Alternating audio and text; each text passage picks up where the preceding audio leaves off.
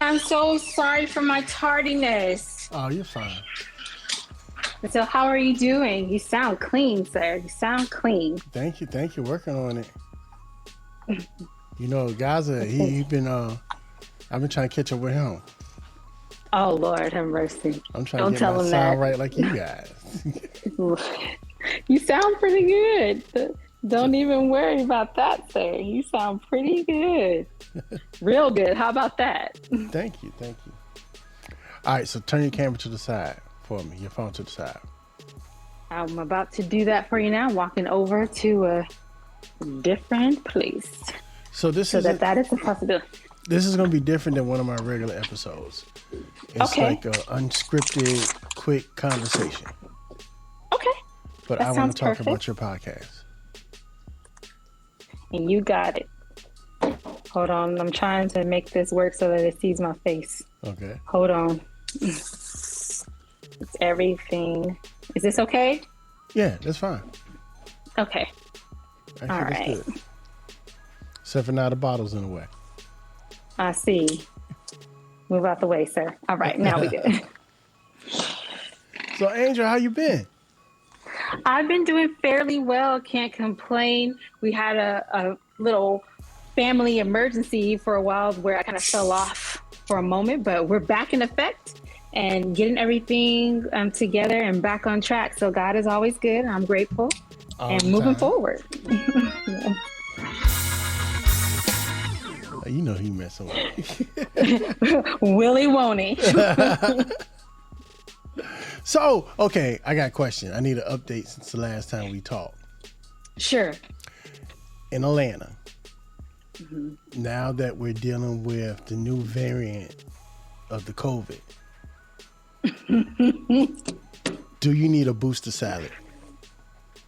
You definitely probably need to go back and see LaLasha one more time. You may not have to eat, but you definitely got to visit, get some of that sweat that coats you to protect you. Yeah. You probably have to do that one. Get at least a $10 dance and you should be straight for the balance of the season. And a little bit of that stripper sweat on you. All right, so for all the people who think that I'm crazy, give them a brief overview of the COVID protocols and vaccination protocols in the city of Atlanta. Absolutely. So Atlanta, in order for you to come out here, we've never shut down. We've been open the whole time. But in order for you to stay safe, you must go and visit, Club Blaze. You need to go to Magic City somewhere, but you can't enter through the front door. You must go in through the back door, and there's somebody there named LaLasha, and she's going to hook you up with this salmon salad, and it's going to protect you during this whole entire COVID season. You must consume all of this salmon salad within the 4 walls of said establishment, and then you shall be protected to go forth and go free and energize yourself with the Atlanta shenanigans and not have any risk of COVID. And if you do contract COVID, you will not be in the hospital, and you can continue to spread it to others because they too have seen LaLasha. There you go. So I got to get an appointment and get my booster salad.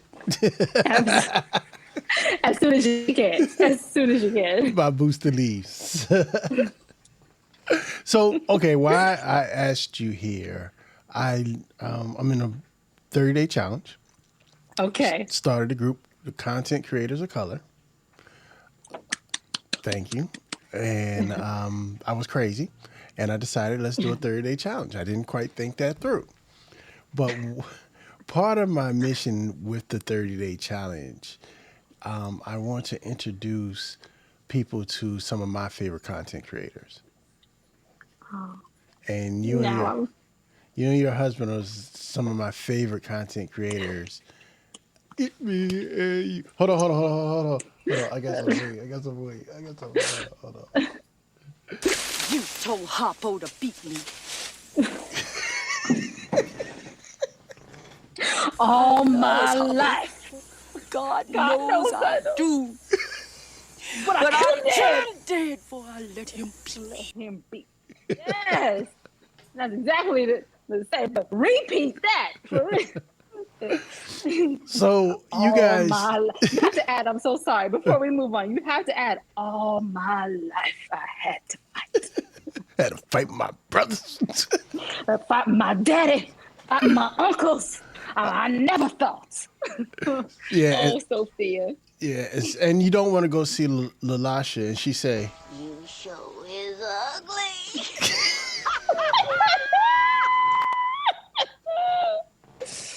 Oh my gosh. "Oh, you fell in my trap. I've been waiting to use them sounds." I'm glad I could be there for you. I'm glad that I get to let people know what's in store for them through your wonderful sound effect capabilities. You see. Which, though, great segue, is nothing compared to what you and your husband are doing. You guys are the theater sound masters. Well, we're trying to master it. And this is something that we do enjoy immensely. And we're so grateful and honored to be in a space where there's so much room for growth for creators of color to continue to expand in this particular type of content, which is the audio drama, fiction, scripted pod space. So I can't say anything, but we're happy to be amongst a group of very, very talented creators, and we're very happy that we are getting our shine at the moment, if you will. Well, you guys inspire me, and you always are making me try to make myself better, because I want to be able to be on the same stage with you. You welcome anytime. When we're doing a joint show, I need help. I know. Hold on, let me get this. So school just started back up for me, and my kid's been out for a year and a half, and yeah, we didn't forget how to act. So all the daddy, I need a ride here, I need this, I got this practice, I got my time is crazy right now. I was like, how did I can do imagine. How did I do it pre-COVID? Look, I have one 7-year-old, and let her ask me for anything. Nope, we just starting with school. Mm-hmm. COVID exists in all those other places. We can't go yet. We can't go. It's really, this is an interesting time. Agreed. So tell them about not only the one podcast, there are 3. Or there's more that I don't know about. Did you have podcast babies? All right. So we have one podcast called Dirty Talk Podcast, which was like a chat style where we interview guys. It's about sex and relationships. Then we have our Mermaid and The Lion podcast, which is our first scripted audio drama about our relationship journey. And then we have the Forgiven podcast series, which is Bible Scandals Retold in a more modern setting, focusing on forgiveness in the cancel culture. And then we also have our newest podcast, which is, I actually have on the shirt, called Stonecrest Weekly, which is a community-based podcast right here in Georgia, where the new Black Wall Street market will be opening soon, like at the end of this month. So you did have podcast baby. Yeah. It is officially the most African-American dense city by percentage in the whole U.S., 94.4% African-American. And it's also the newest city in Georgia. Well, now since I'm going to go get my Lalasha booster, I'm going to go have to check that out. You have to come to Stonecrest, especially go visit the new Black Wall Street market, which is going to be an exceptional experience. There's some beautiful things that happen in there. It's a recreation of the old Tulsa, Oklahoma. There's streets like that. There's all of the businesses within the building are minority owned. I'm very proud to be in a space where this is happening. There's always controversy in every area. This city has its due amount, but there's still great things that are coming, and I'm just honored to be part of it. Yeah, man. So I don't know if you know this, but my great-grandmother was a survivor of Black Wall Street. Yes, you did tell me this. That's why Thank you for knowing how to scramble. Yeah. So I got to see it. I got to see what a modern-day version of that would look like. And I'm interested to see what happens down the road with it, too, and if we have spin-off cities. Mm-hmm. Agreed, agreed. And I think if there's an opportunity for all those things to occur, and I think it should, I think it should happen. A place for minority boutiques and businesses to do that. Everything isn't like, and this is by no disrespect or anything like that. Like we're not only cosmetologists and barbers and stuff like that. We have quality products that deserve shelf space. And Macy's, you don't want to take this. Well, here's a place where we can showcase our high quality, high dollar brands that have the amount of time and investment, and they're luxury brands as well, right? Chanel's the only one who isn't the only one who should be charging $2,500 for a bag. If somebody else went and curated the leather, put in the time to design, how come they aren't do this justice for a beautiful bag as well? And I think that the Black Wall Street market is a place where that can happen. Yeah, yeah. I'm really surprised about some of the kickback that is having. And I don't understand why people are having a problem with it, because nobody has a problem with Chinatown. Every city has their Chinatown. Right. Every city has that little Italy. Absolutely. So why can't we why have not? our Black Wall Street? No. Getting too up at it now. Hey now. Don't you get beat. Don't you? Right, no. You told Harpo to beat me. Exactly. All right. And it's just an opportunity to show that Black people can do things with excellence. And even if you don't holistically agree, I believe that we should support it because you want to beat the stereotype of what everyone else says is going to occur there. Why feed into it? Why be part of the reason that a failure occurs? Be good to one another. And the same way as creators, we need people to support us, right? It's very difficult for us. For me, I'll talk about me specifically. I am in the audio drama space. There are about 30,000 scripted podcasts. Only about 85 of them are made by Black people. And I'm going to say that only 2 of them really top the charts consistently. 2. Those. And then after those 2, there is probably us. And we're not even with them. Let's just say they're like in the high teens. And when we're in season, we float between 23 and 60.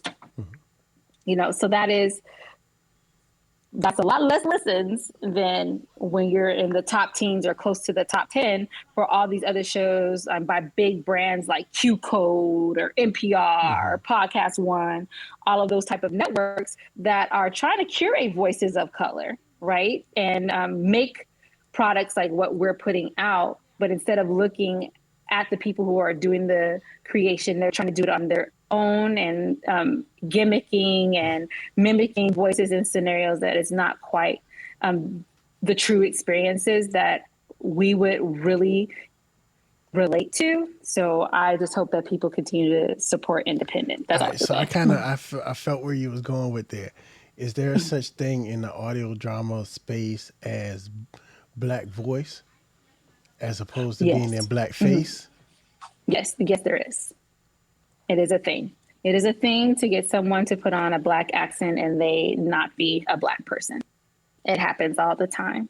And it's a really sad scenario. Well, not only in that, but you think about Hollywood. Hollywood got people thinking Cleopatra was white. Got blue eyes. All right, Liz Taylor, she sold it, didn't she? She played it. I ain't going to front. She played it. But we all know, that's not really, that type of skin won't going down. You had to stay in the pyramid all day.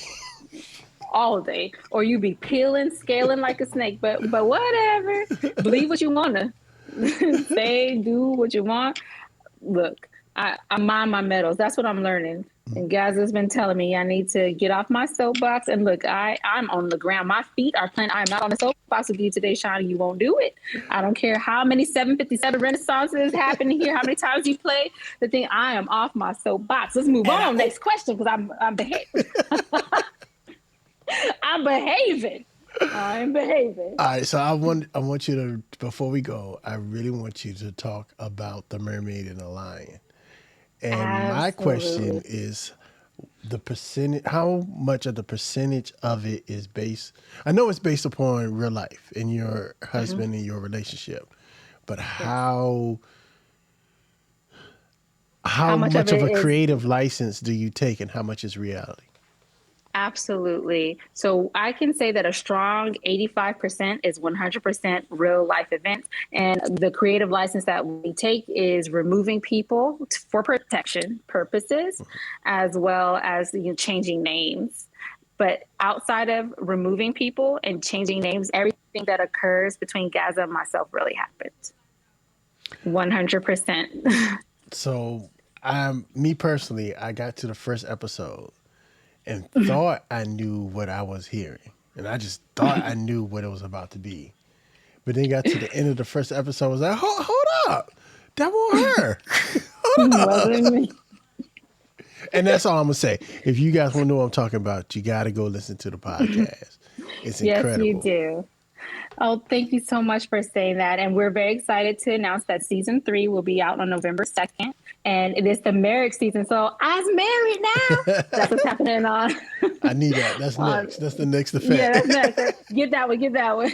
Right. So I was happy I could throw that one in. So the newlywed season launches on November 2nd. And we really hope that everyone will take the time to go out there and listen. We have some real upgraded sound compared to seasons 1 and 2. Whoa. We have some binaural sound effects. That's saying a lot, though. That's saying a whole lot.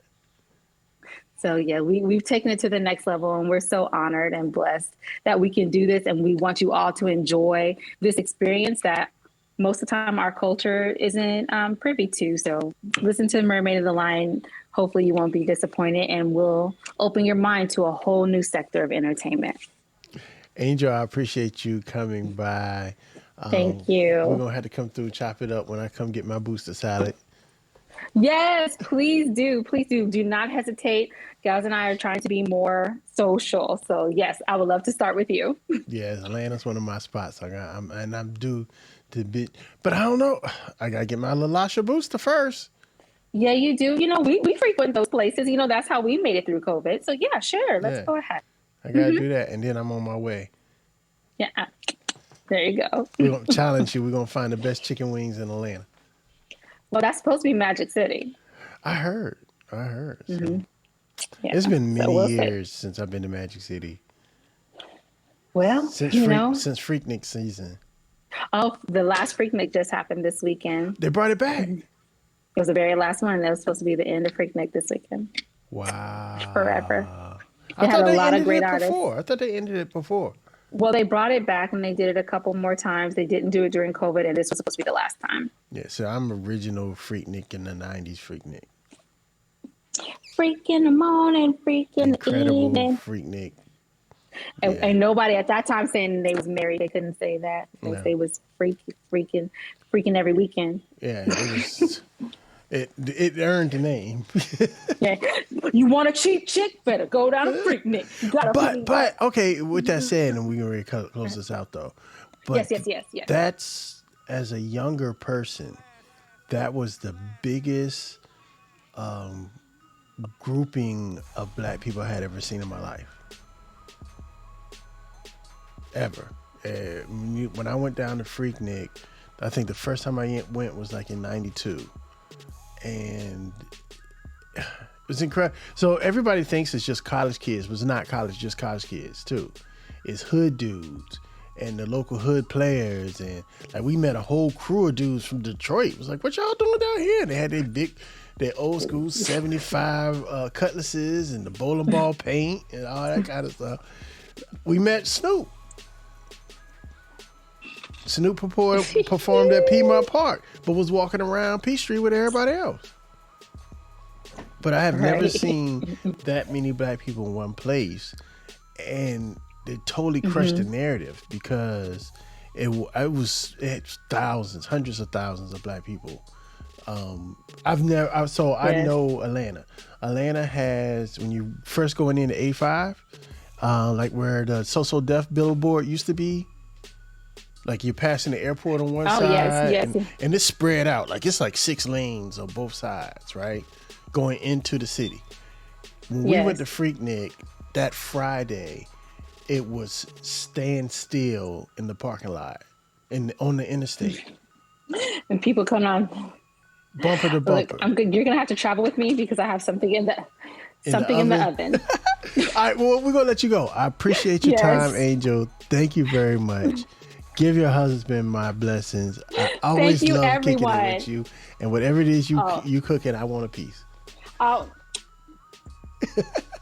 you know what? I'm carne asada tacos. There it is. Nice. All right, Awesome. ladies and Thank gentlemen, you. I'm Sean. I'm out. Angel Forte. Check her out. Peace. We go.